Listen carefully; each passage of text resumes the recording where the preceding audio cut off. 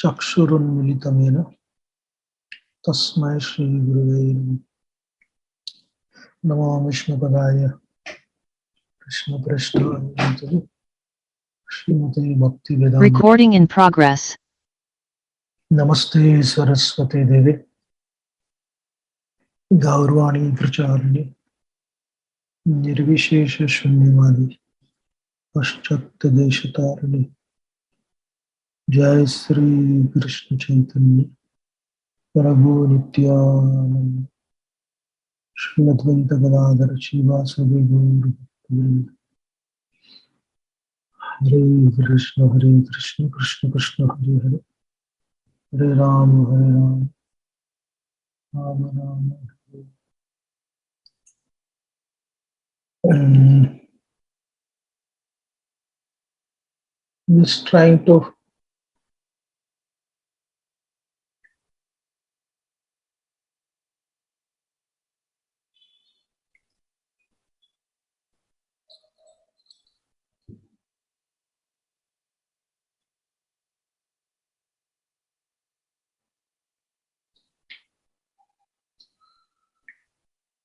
sharing the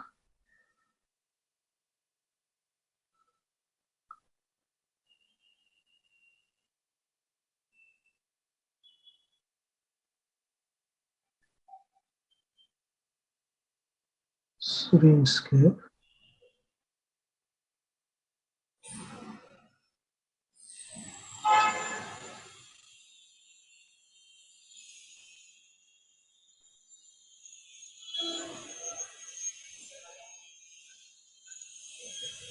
Able to hear, see the screen? Yes, Prabhuji, we can see the screen. But completely, No, we can't see it completely. It's some gray matter on it. now? No. Just a minute, huh?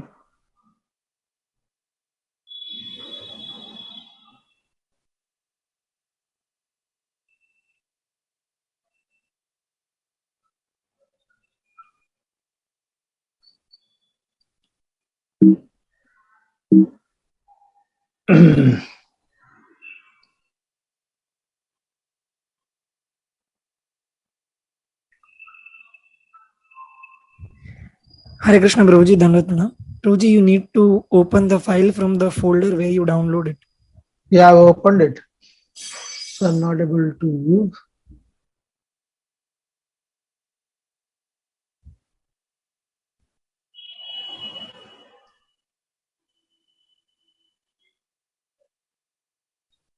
Anyway, I will just call somebody. Recording stopped.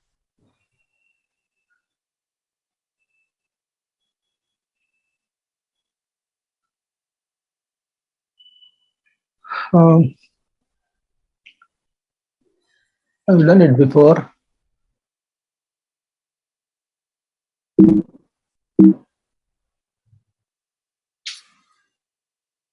Okay, anyway, well, let me see if somebody comes. So this is a Vidur Niti, and Recording in progress. this Vidur Niti happens when Dhritarashtra receives the message from Sanjay. Sanjay has come back from Kampilya, receiving the message from the Pandavas, what they had to say to their uncle Dhritarashtra. And Sanjay comes with a lot of anxiety. He has a loyalty towards master, but he has greater connection to judicious Dharma. He was not blind follower of Dhritarashtra. So therefore, he comes and speaks very strongly to Dhritarashtra. Because he speaks very strongly to Dhritarashtra, Dhritarashtra gets into anxiety. He basically cannot take what happened to him, And therefore, where will he go eventually? Whenever there was trouble, he would actually come back to our Vidura. He invites Vidura to come, and Vidura comes to him, and then they're discussing about the nature of suffering. When he calls for Vidura, Vidura is asking Dhritarashtra, my dear brother, why do you suffer? Or why does one suffer?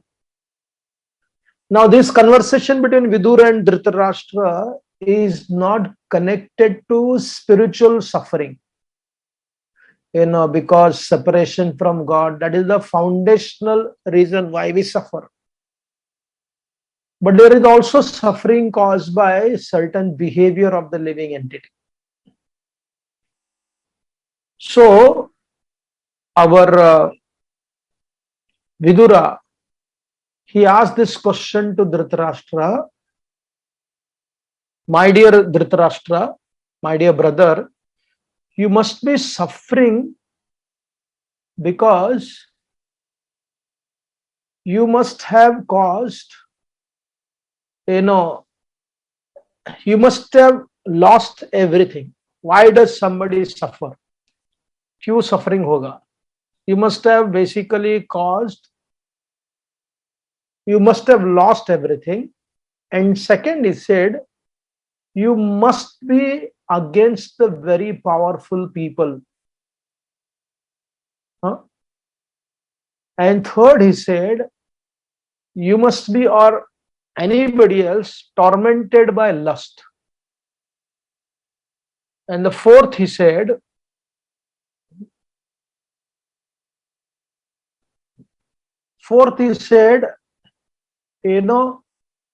you must be a thief.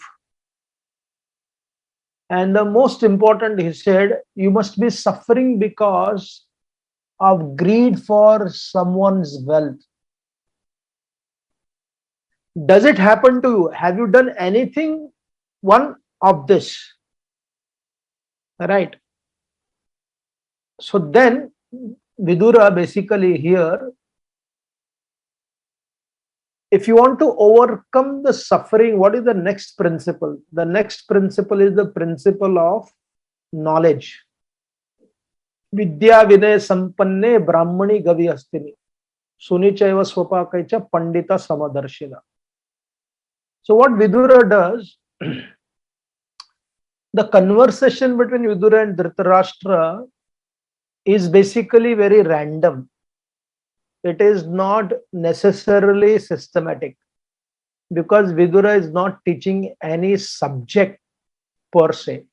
I'm going to teach him systematically mathematics. I'm going to teach him astrology. I'm going to teach him Nyaya Shastra. No. It is just a discussion between the two. However, Vidura feels he needs to communicate, he speaks. So today, based upon that rhetoric question raised by our Vidura, then he explains the definition of pandit. Because one who is situated in the boat of transcendental knowledge, जो ज्ञान के नाव पर विराजमान है, one who is situated in the boat of transcendental knowledge, they have a greater chance to overcome their limitation. Very simple. And as against, Vidura also speaks about foolish person. मूर्ख कौन है? मूर्ख की समस्या बढ़ती है और पंडित की समस्या घटती है. It comes down. There are many more points based upon whatever Vidura is saying. Some of them I am going to discuss. The first thing Vidura told, right identity. Again, you take any of our scriptures, even the bhakti literature for that matter, if you want to serve Krishna, you have to exist. If you want to serve your deity, your Ishtadeva, to serve Ishtadeva, your Astitva is very important. Without your Astitva, you cannot serve. In the Bhakti Rasamrita Sindhu, when Daruka was spanning Krishna, he was lost in Krishna. Right? He became so ecstatic. He lost in Krishna, and the tears were rolling from his eyes. And because the tears were rolling from his eyes, he was not able to see. He was not able to fan properly. So what did Daruka did? Daruka stopped being lost. अपने अस्तित्व को खोने से आप सेवा नहीं कर सकते. You cannot render service. So in one sense, he stopped experiencing ecstasy. Becoming one from any perspective, what does it do? It gives you experience, but not interaction. आपको अनुभव दे सकता है, परंतु संवाद नहीं देगा. So therefore, the purpose is interaction. Purpose is not getting lost. So therefore, whether from the material perspective, spiritual perspective, relationship perspective, from any perspective, the foremost principle for one to become a pandit is to have a right identity. What is my identity? If you do not know what is your identity on a spiritual level, on a subtle level, and on a material level, you cannot contribute. That is the first thing. Who am I? The who am I on the platform of spirituality? Who am I on the platform of subtle body? Who am I on the platform of gross body? This is the common sense which Vidura is speaking to our Dhritarashtra. Second, he said profession. Along with your identity, next comes your profession, your jati dharma, your karma dharma. Contribution for maintaining yourself, your body, your family, your community, your state, your country. A profession is very important. When people do not have any profession, then there is a confusion in every aspect. That is the second one. Third, he said ability to handle reversal. Yesterday somebody was mentioning that one of their relatives suddenly passed away. It was a quick cancer. Elderly person, but departure was quite fast. The person who was going through the cancer, they had this question: how come when we did not engage in any kind of ill activity, drinking, smoking, eating tobacco, right, not eating meat, eating only Krishna's prasad, how this happened to us? Right?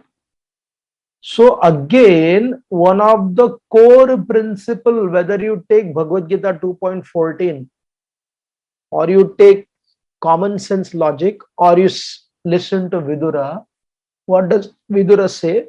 Vidura is basically telling Dvandva is the reality. Other day, I was discussing with somebody, most of the time we live in imagination.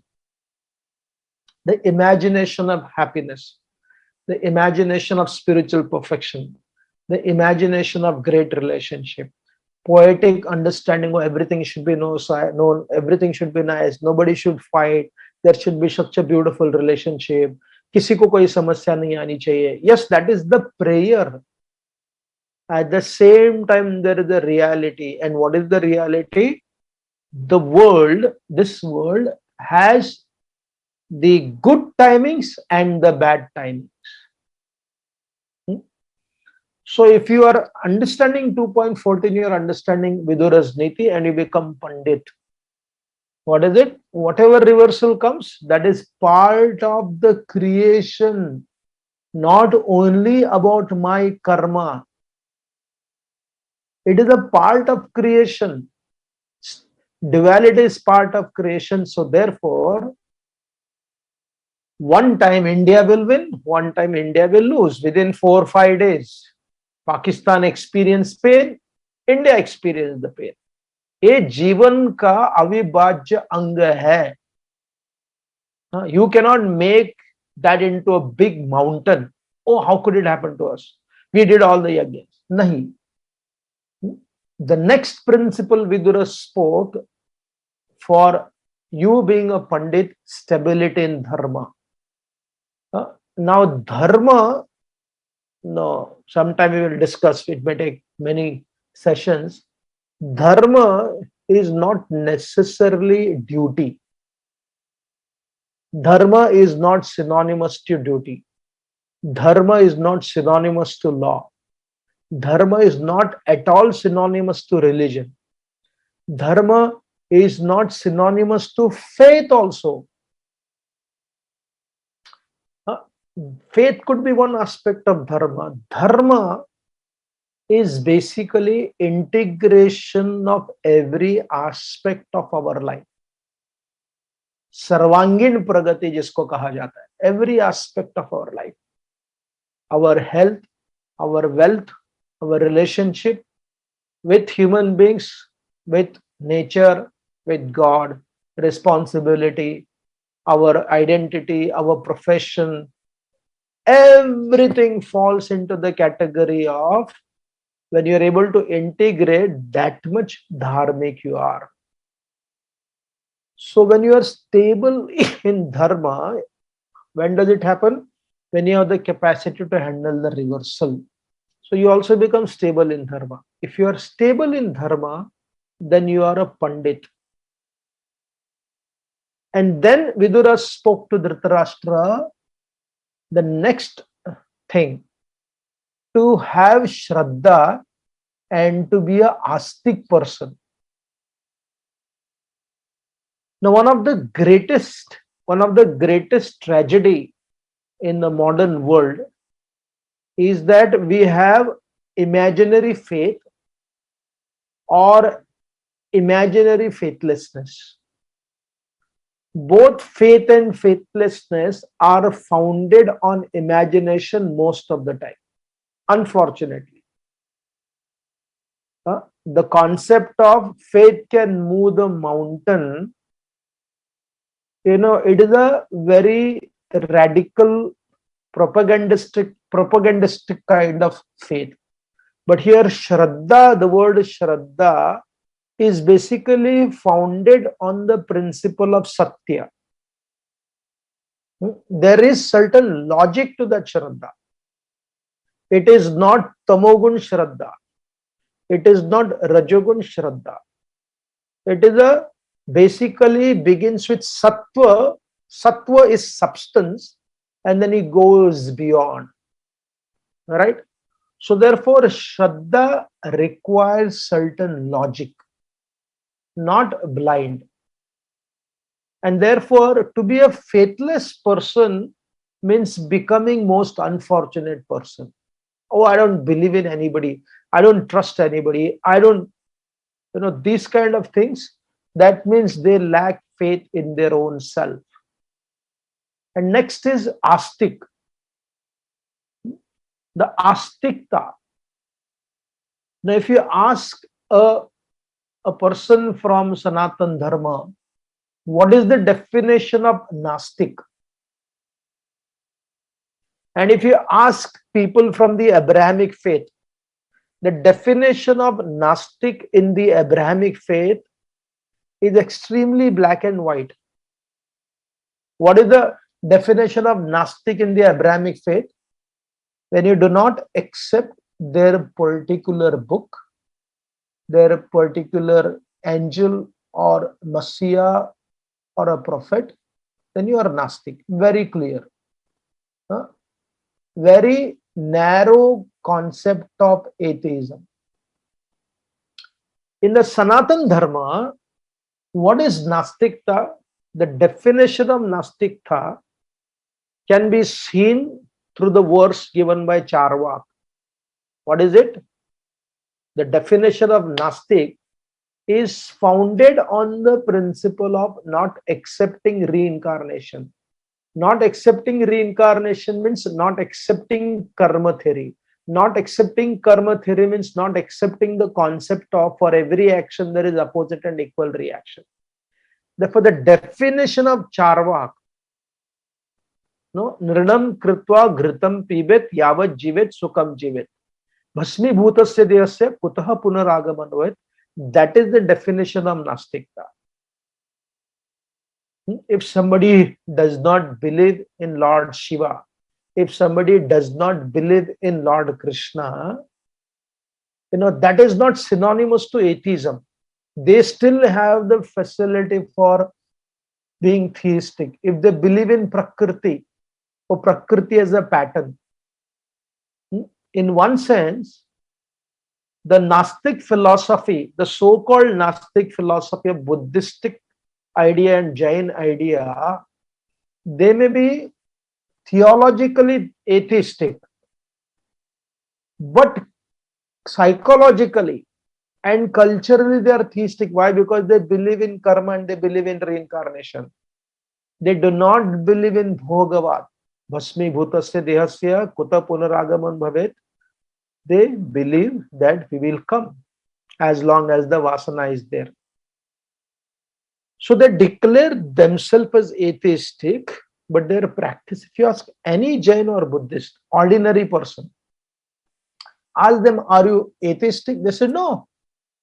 The concept of Bhagavan Ishwar may not be there, but the concept of some supreme being will be there. So therefore, you see carefully, in the Sanatan Dharma, the battle does not take place between the theistic and atheistic. You don't have a war to battle between theistic and atheistic. Because most people were theistic, very few, when that Rishi, Jabali Rishi, spoke Gnostic philosophy to bring back Lord Ramachandra became extremely angry. So, in the present generation, there may not be Rakshasas like Ravan. Ravan is a Rakshasa, but he's a Astik.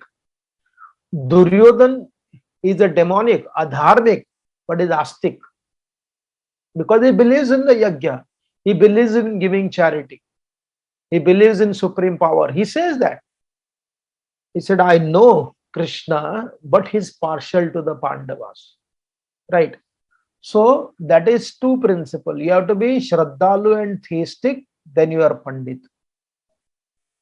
Does right activity based upon this principle, it is but natural that he or she generally they fall into the category of doing right things. Like yesterday, one devotee friend was mentioning, in Dwarka and in Ayodhya, do you find the existence of prostitutes? Yes, it is explained there were prostitutes in Dwarka and other places also during Krishna's time.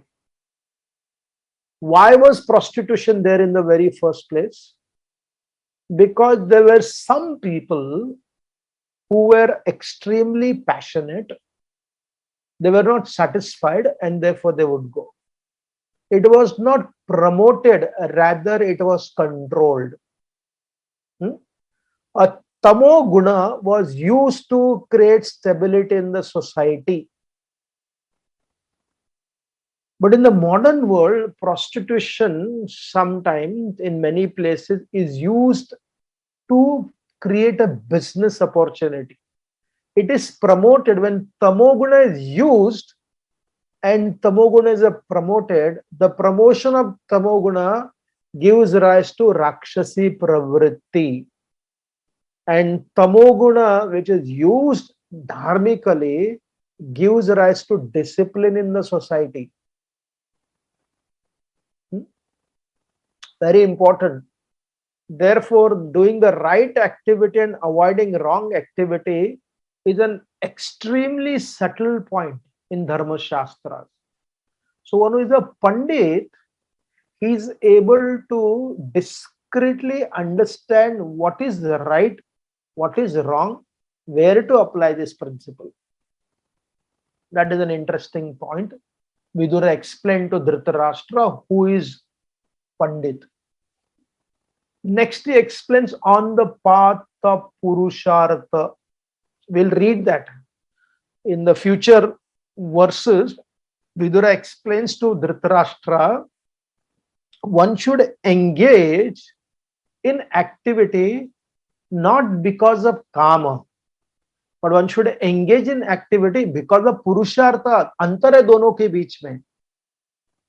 When you go to college, like other day somebody wrote that the IIT dean of one of the 4 important colleges, he explained there are hardly any student wanting to go to chemical engineer, mechanical engineer. Everybody wants to go to computer science. So this is not Purushartha. This is only saying that there is a greater resources coming. वो काम केंद्रित है, वो इच्छा केंद्रित है. When it is kama kendrit and ichha kendrit, then the society becomes imbalanced. But if it is purushartha kendrit, based upon right identity, based upon right profession, based upon your own dharma, then what happens? It creates a balance.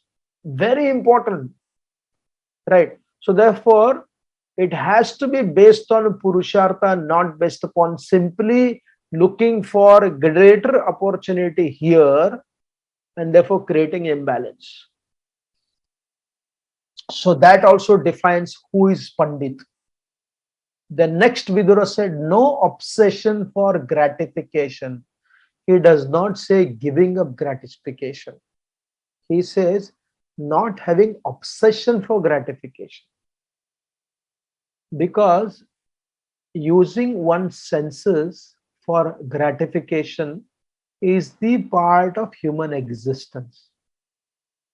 You cannot avoid gratifying your senses. Kama sukha, kama means again इच्छाएं और इंद्रियों को सुख देना, ये जीवन का उद्देश्य नहीं है, परंतु जीवन का उपकरण निश्चित रूप से है. It may not be the goal of life, but certainly it is a very good tool for life. Therefore, Krishna in the 6th chapter, when he's discussing the Ashtanga Yoga, which is sometimes considered to be very dry, very disciplined, very mechanical. Even in that Ashtanga Yoga, what does Krishna say? Yukta ahara, yukta vihara, yukta chesta sukarmaso, yukta swapnava bodhasya, yogo bhavati dukkha. What is yoga according to Krishna in the Bhagavad Gita when he's speaking Ashtanga Yoga? There is appropriate gratification of the senses. There is appropriate work. There is appropriate sleep. You cannot condemn Nidra. So therefore, no obsession.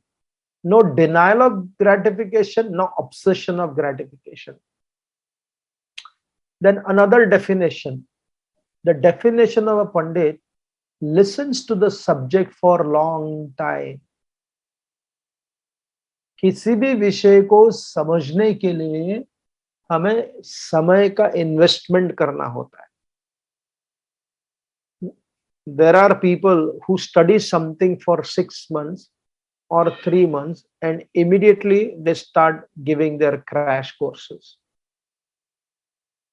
And therefore, when a student would go to Gurukul, he would spend almost 12 to 13 years studying those subjects with a greater depth, and then eventually using it in his life or her life, and then slowly, eventually becoming a teacher. One of the tragedy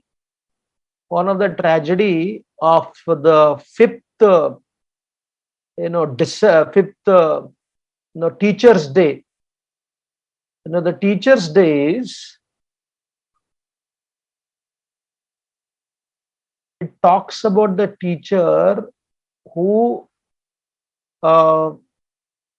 not the guru, not the Matra Deva Bhava, Pitra Deva Bhava, Acharya Deva Bhava, Atitya Deva Bhava. Even if the teacher was teaching you skill, still we can worship them.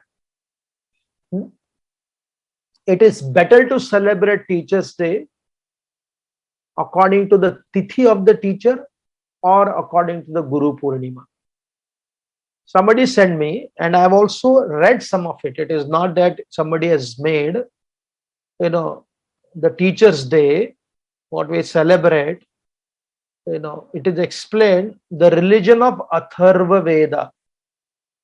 And therefore, Dr. Radhakrishna, right? I don't take people's name, but because it is based upon him only, and his grandson unfortunately became one of the person who was part of denying the existence of Ram temple in Ayodhya. He was part of that Romulo Thapar, Irfan Habib, and other so-called historians who were basically, purchased, right? So what does he say? Page number 119. The religion of Atharva Veda is that of a primitive man to whom the world is full of shapeless ghosts and spirits. He's talking about Atharva Veda.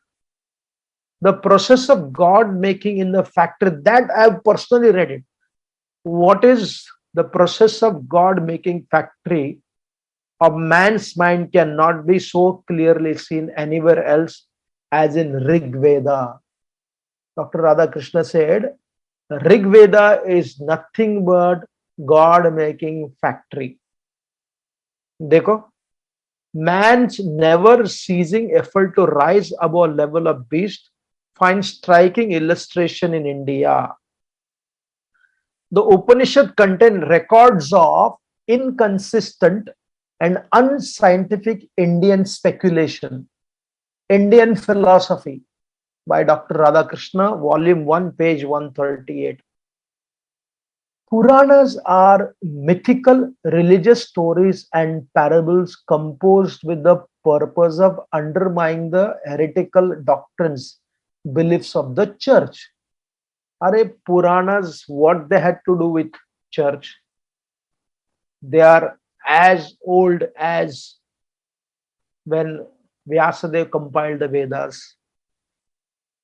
Popular cult of magic mixed up with religious schemes of salvation where psychic powers are attained with use of drugs, narcotic intoxication, and confused with ecstatic state. Bhagavatam relates to worship of an unpopular god made popular by the unknown author of Gita. The Brahmanization of Krishna and elevating Vishnu as a great god happened around 3000 BC.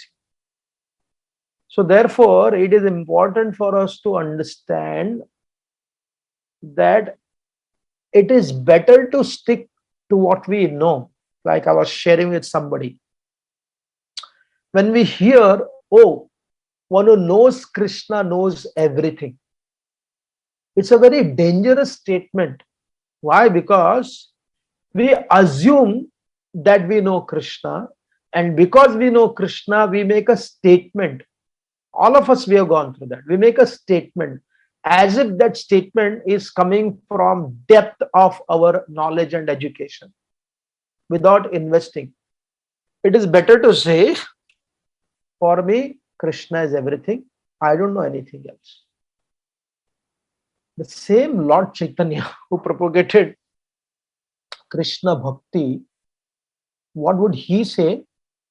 He says, when I go deeper into Krishna, I realize I am far away from Krishna. The nature of love, the nature of devotion is what? I don't know Krishna. I am far away. So therefore, at no point of time, one can claim, I know Krishna. And because I know Krishna, therefore I know everything. And therefore, Vidura makes a very important principle that listens to the subject for a long time. But he understands the subject quickly. She understands the essence of the subject, but the detail, they go deeper and deeper and deeper and deeper. Therefore, education was important. As I said, action because of Purushartha, not greed. We already discussed. He has ability for equanimity. What is it? Again, second chapter in the concluding verses, Krishna talks about samachittatvam, where there is difficulties, challenges, pain. In the sixth chapter also speaks about equanimity. Is not that you are basically consider stone, gold, diamond to be equal. You understand their value rightly. It is not a socialistic philosophy. Equanimity means understanding what is their position, understanding what is your situation. Whenever there is suffering or pleasure, you enjoy and suffer as much as it is required. If you have to suffer for 2 years, do not suffer for 20 years, 2 years suffering and 18 years talking about that suffering. Like nowadays, children talk about experiencing trauma because of their parents. And when you talk to them about this, know what exactly happened, why you have gone through the trauma, their stories, you realize, maybe sometime they spoke little harshly, they must have done. But if you go back to 50 years, the way parents dealt with their children was much more harsher. So therefore, the ability to move on has become very less amongst everybody. We get stuck to there. Therefore, equanimity, what does it do? Equanimity allows you to suffer as much as you need to and allows you to enjoy as much as you need to. You do not build interest upon it. And then Vidura explained, find speech. One of the impression Lord Ram had about our Hanumanji, he said, wow, how beautifully he's able to speak. How beautifully he's able to speak. Fine speech, wonderful presentation, proper logic, understand the essence of knowledge. And then what? Wealth, education, and prosperity does not make him arrogant. These are the 18 points or more so. Vidura explained Dhritarashtra. This constitutes you being a pandit or an educated person. Then he talks about murk or foolish. Just imagine so beautifully, Vidura, common sense is speaking. Who is a foolish person? Arrogance without studying. I was teaching today to some students in a school and explaining them about the 3 aspects of human existence. The natural reality,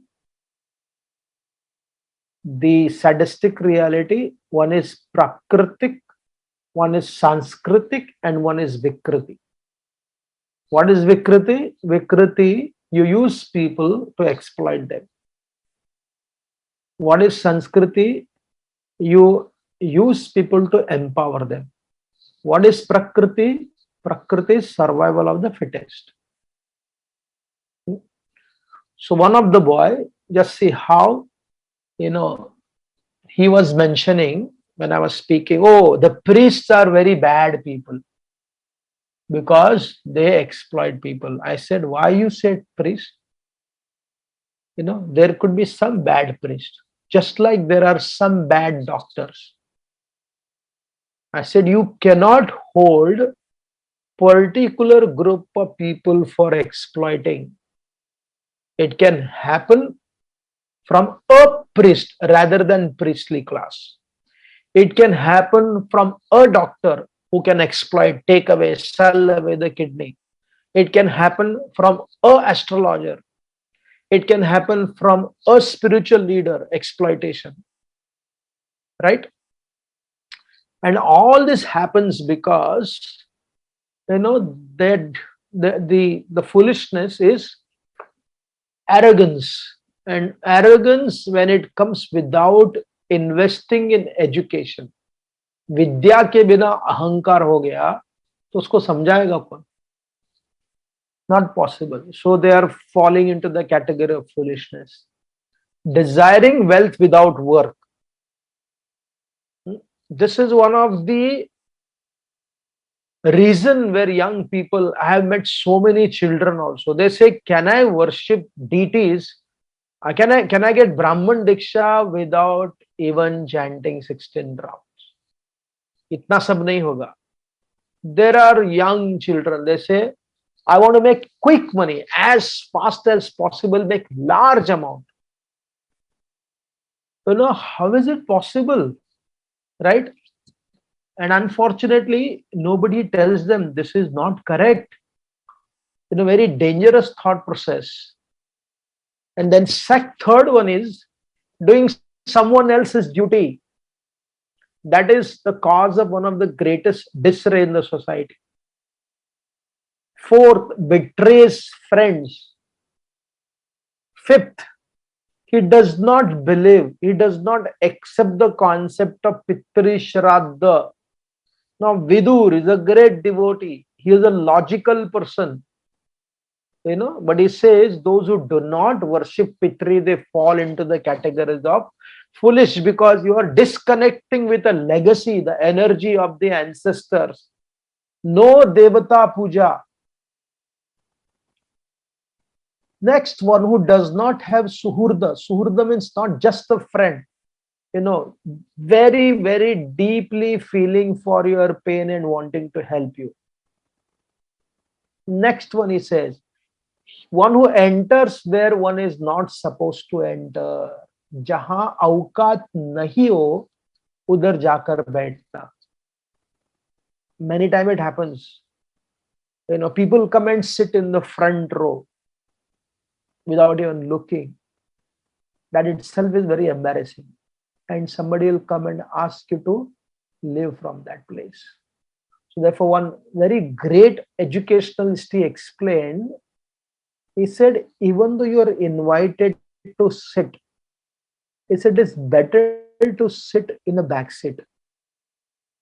He explained very nicely, if you are in a program and you have come late, don't try to come in the front, because you'll distract everybody from the person who's giving a discourse or giving a knowledge. Sit without disturbing anybody.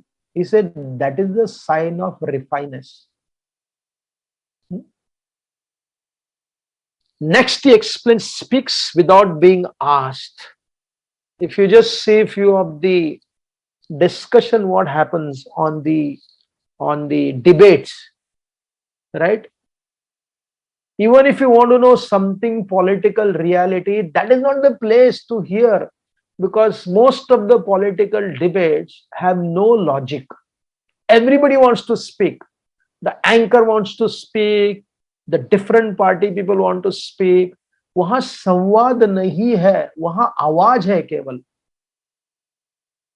And the next one, he said, gives upadesh to unqualified.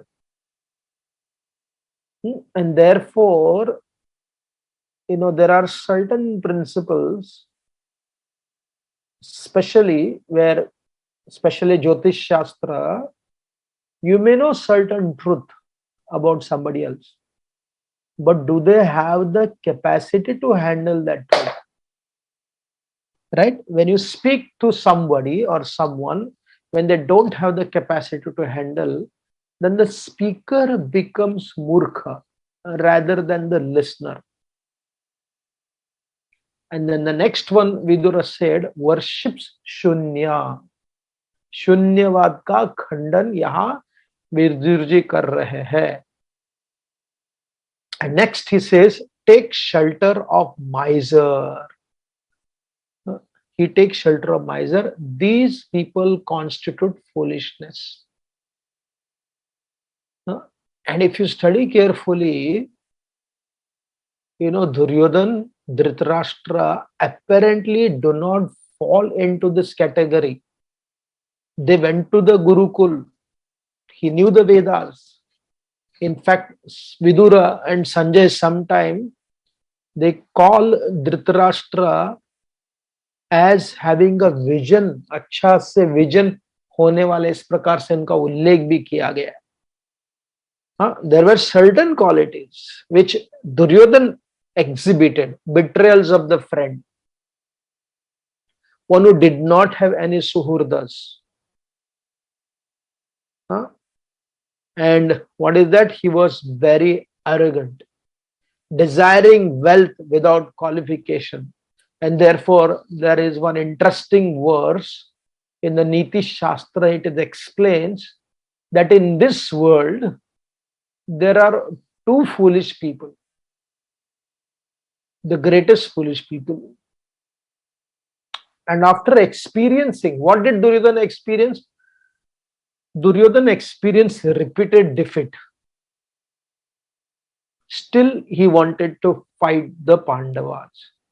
And Ravana experienced the power of Ram, the power of Angad, the power of Hanumanji, the power of Mother Sita's devotion, ability to burn. He couldn't touch her. When he was experiencing repeated failure before the battle and after the battle, still he was adamant that I want to win. क्योंकि सुहृद नहीं थे, तो दोनों को महान मूर्ख की उपाधि दी गई है. They are given as the greatest foolish people. Common sense. Then what does Vidura do? Vidura speaks about intelligent people, speaks about foolish people. Then he becomes random. He goes everywhere.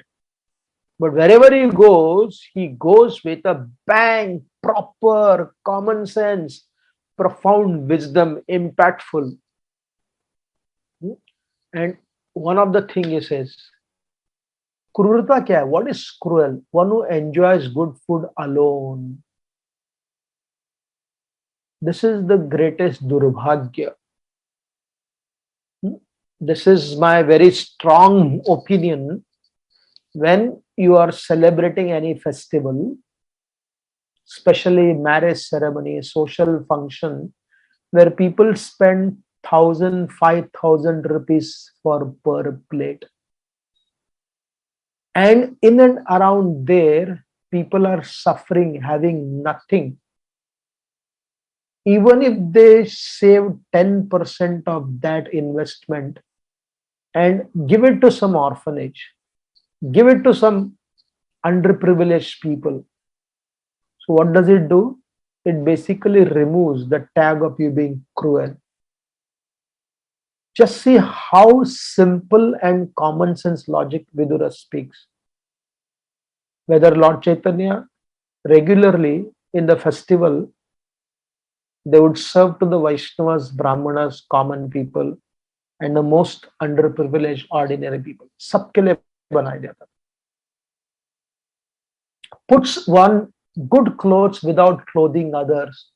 अपने पास बहुत कपड़े हैं, लेकिन दूसरे नंगों के लिए कुछ भी नहीं करते हैं. They feel that is their destiny. So their heart does not become sensitive. And therefore, in the Bhagavatam, we study Krishna. When he provided to Sudama, he did not only give to Sudama. Rather, those who were in and around Sudama, they also received, may not be as big wealth as Sudama, but they received good amount of wealth so that they would not become envious of Sudama. द्वेष केवल बुरे कारण के लिए नहीं होता, बुरे गुणों के लिए नहीं होता. You don't become envious only because you have bad quality. If you are repeatedly staying in a situation where other party having limitless resources and you are repeatedly having no resources, that will also give rise to envy. So therefore, on an external perspective, It is the responsibility of sensitive leader that you enjoy your life, but if you want to really enjoy your life, it's a common sense, not even a compassion factor here. Give others also so they can also enjoy life. Common sense. Do not take decision alone. Do not stay up when everyone is sleeping. कितना common sense है देखो, कितने बार समस्या हो जाता है. If you're in a community or if there is a bigger family, everybody is trying to sleep and one person is staying up and doing his own thing.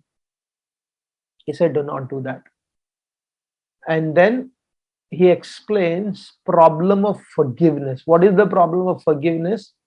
The problem of forgiveness that when you repeatedly forgive somebody, they consider you to be cowardice. They do not take you seriously.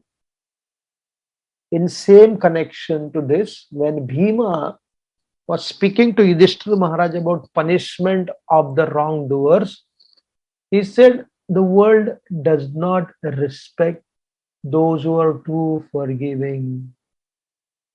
Don't respect them. And therefore, my dear brother, have you seen there are temples of Brahmaji? No, you don't see. Brahmaji is the creator, but there are no temples because he doesn't have weapons in his hand. Vidura does not undermine the concept of forgiveness. He said one should forgive, but one should also know the flip side of forgiveness. And this is, few times he explains, one of the greatest adharma is inactive grahastha and active sannyasi. Not once, he mentions this twice. It's a very interesting principle. It's a very deep discussion. It can take, because generally from the varnashram perspective, a sannyasi is one who has done everything. He has done with it now. He is no more into dharma.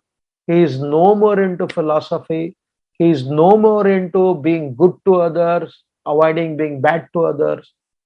He is focused on his own spiritual perfection, pure spiritual swartha. And rarely, if people come to him, he'll simply bless them, speak very little, few little philosophy and move on. And therefore the leadership was always under the care of grahasthas, because the grahastha life is a life of seva. They were the leaders of the society, and sannyasi was a seeker of his connection to spiritual perfection. Netritva जो brahminical grahasthon के हाथ में हुआ करता था. And therefore Vidura is quite conscious of this fact, and therefore is speaking very strongly. And there again he speaks very strong verse. He said, wealthy who does not share and poor who does not tolerate, they both should be, drowned in the water by putting stone in their neck. Vidur कठोर भी बोलते हैं ना, बोलते जिसके पास बहुत धन है लेकिन किसी को देने की इच्छा नहीं करता, देता नहीं है, और जो गरीब है वो सहन करने की इच्छा नहीं करता, बोले दोनों को डुबा देना चाहिए. I am not saying this, Vidura is speaking this. And this is another beautiful. He says, who has the capacity to pierce the Surya Mandala? When we say piercing Surya Mandala, basically means going towards perfection. How much common sense, how much sensitivity and how much knowledge the great Vidura had. This is also spoken by our Narad Muni in the 7th canto. He says, Yoga Yukta Sannyasi and brave warrior who departs fighting for Dharma, both will achieve perfection. Yodha or Atireki. There is a huge difference between a warrior and a terrorist. Terrorist is not brave, he is not sensitive.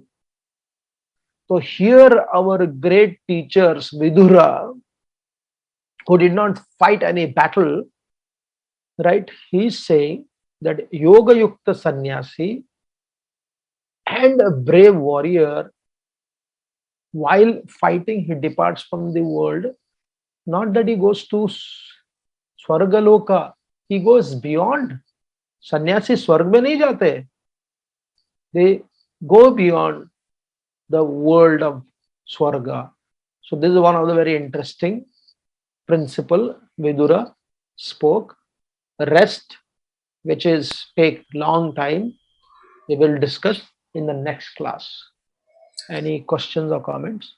Thank you very much, Prabhuji. That was truly enlightening. Sanatan Dharma is so practical, so commonsensical, truly the art of living. We like to take questions. If you have any questions, please raise your hand, or you can put it in the chat box. So, Prabhuji, you spoke about knowledge is so important to, rise above suffering. We see that Vidur spoke to Dhritarashtra, but somehow there was not much of transformation. And even we hear a lot, but sometimes it's not transformational. So what exactly do we need to do to transform knowledge into applied knowledge? See, so it is not that the transformation did not happen to Dhritarashtra. Eventually the transformation took place. Again, there is a difference between a teacher's responsibility and the seeker's responsibility. Just because people are not willing to transform doesn't mean that the teacher has to be frustrated. So Vidura never gave up speaking to Dhritarashtra and people in the assembly also. That's a different subject matter. Vidura's advice in the gambling match is a different subject. I'm not even touching that, right? So therefore, we see that you cannot go by the numbers, how many people got benefited. This is how the modern world works. So they're willing to compromise. Okay, now this is not working, so let us bring something else. But here Vidura is giving the foundational principle of life. So you give the foundational principle of life, help people to process it in their life, depending upon who you are to them, a teacher, a parent, or a friend, who are you? So when that is done, then it is important that the transformation happens. Like, what is atomic habit? That book has become very famous. What is atomic habit? Atomic habit is there again in the scriptures. It is there in the common sense, but how he has put it in a systematic way. So that's what you see, you start changing, you start experiencing the transformation. Like, because human beings have emotional reality. Oh, and I'm so lazy, I want to get up early morning. So those who are sleeping at 10 o'clock, they try to get up at 6 o'clock. So what happens? You can do 1 day, 2 days, 3 days because you are emotionally surcharged. But the body is not prepared for that. So therefore, rather than developing an atomic habit of getting a 15 minutes earlier, or once in a week getting at 6 o'clock, suddenly when you do that, you fail. So similarly, these external habits require slow, gradual change. Similarly, the internal habit also required certain conditioning, and people can experience. As I said, therefore, most of the people in this world can be transformed. Some are very stubborn to change, but most people want to change. It is only thing, how are we presenting the process of change? That is important. Thank you very much, Prabhuji. Yes, slow and steady definitely wins the race. We have a few questions on the chat box. There's a question by Dinesh Prabhu. He says, many times we see one of the best philosophies spoken to grieving or lamenting not to lament in crisis, but really in the modern world, it's hard to see this happening. when crisis hits. So I think what he's trying to say is that what we hear in the class and what we actually experience is difficult to practice. No, you can see actually a lot of people do practice. No, a lot of people practice. It is not, otherwise we are questioning the common sense knowledge of Krishna, common sense knowledge of Vidura. There are hundreds of people. Yesterday only I heard about two people, common ordinary people. One lady got cancer, and then her relatives or family member are extremely upset. So this lady said, I will not interfere into the workings of God's law while taking all the treatment. I will not be obsessed. This is what I want to practice. So there are people, they are willing to accept and not resist to the change. Those who resist the change, they are the ones who suffer. Very simple, and those who are willing to accommodate the change and move on, they progress. And you find those kind of people also. There was a time when during the 10th standard result would be only 42%, 43%. Getting 95 was very difficult. So simply, this is also a process only. So those who follow this process, they can see the transformation in their life. Maybe again, because they don't want to come and speak, people express their suffering very, very loudly.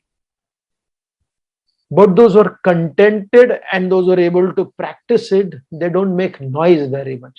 So we have to make noise of such people's stories rather than only, just like again, the number of people who are radical in the world is very less. But those who are radical, they make noise, they explode, they bomb things, they kill people who are silent also. उनकी संख्या कम होती है. A bad doctor, who sells somebody else's kidney, their number is less, but that story becomes very prominent. So therefore, it is our responsibility to play the positive stories also. Thank you very much, Prabhuji. In fact, Jai Sai Deepak said that I think our hope is to vocalize our thoughts to the world. So Rishabh Prabhuji is a little concerned that there are many people who practice Bhakti Yoga, but when it comes to talking about it, they are pretty neutral, especially when they meet their friends. What are your thoughts about it? Why should we talk about Bhakti Yoga when you are in your professional world? That is my question, because again, there are certain realities. If people are interested, again I said, if they are interested, you present to them or you give them the experience. In a common place, it is better to give experience by your behavior rather than becoming a carrier of those thoughts in a place where you are not supposed to. I remember talking to one very, very senior counselor who had the experience of professional counselor, whether it is Christianity, Islam, or she said the number of people who run away from the propaganda people is much higher than those who join them. It's a statistically proven thing.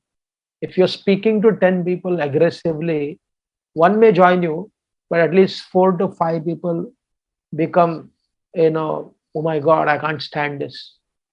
And 2, 3 remain neutral.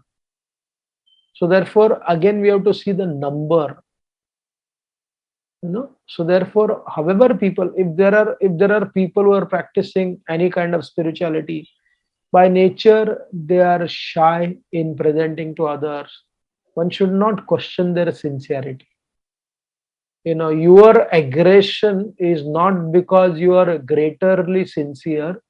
Your aggression is because that is your nature.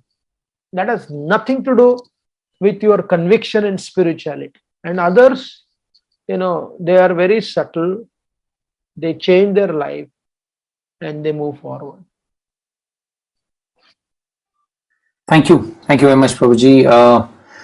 There is a question from Prachi Mataji, and she says that forgiving is a quality, is a virtue which we we hear a lot about, but you mentioned that it may not be appropriate at all times. It might reduce our value. So can you please throw some light on it, Prabhuji? Yes, because if you are, whom are you working with? Whom are you dealing with? If you say that is the foundational principle of life to forgive, then it's only a question of time will be exploited. If you are living a life of complete detachment with no responsibility to anybody, no responsibility for the community, no responsibility for the society, no responsibility for managing anybody's resources, then you can continuously forgive, because that's your foundational reality of life. My life is to forgive people. But जीवन ऐसा नहीं चलता है. The world does not operate like that. How does it operate? It operates based on the principle of, I said forgiveness is like sugar. Anger is like salt. We may consume more sugar. We may love sweet. Sugar, sweet rice में sugar डालना पड़ता है. Gulab jamun sugar syrup में डालते हो. Right? So compared to salt, we consume more sugar, but still there has to be limitation for the sugar. If you consume more, at some point of time it will be stopped. Similarly, those who tolerate limitlessly, they say limitlessly, because tolerating is a time-bound reality. Forgiveness is your inner reality, but applying it on every aspect at every stage, it will be a difficult and dangerous. That does not mean that we have to give up the idea of forgiveness. Our goal should be to forgive. But when it is not working, Lord Ramachandra, in his inner consciousness, he wanted to forgive, but he punished Ravan and immediately forgot that anger of punishment. So we'll stop here and meet next week again. Thank you very much, Prabhuji. Thank you very much for the enlightening talk. Hare Krishna. Recording stopped.